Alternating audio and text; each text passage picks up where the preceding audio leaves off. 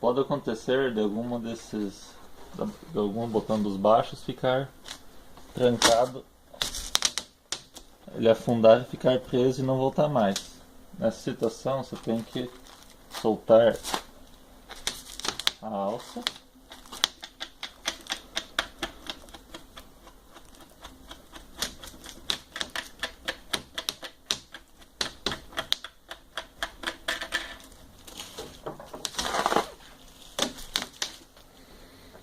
solta os dois parafusos que tem aqui na base.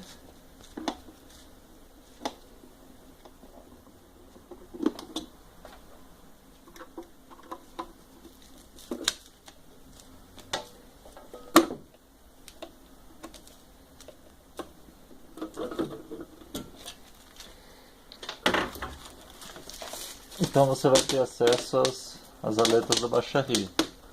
Se ele ficar preso é porque uma aleta dessa, um arrame, ele acaba indo por baixo do outro. Então basta verificar qual que está sobrepondo o outro arrame e pegar um alicate e dar uma entortada para ele voltar e não descer mais. O que acontece? Os pinos que fazem as travas, ele pode acontecer de passar, tá vendo?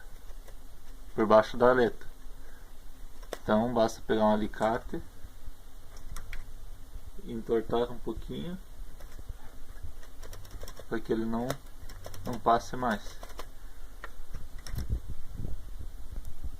Só tome cuidado para entortar esses compridos, não entortem os curtinhos, as travas, porque senão ele quebra. Pronto.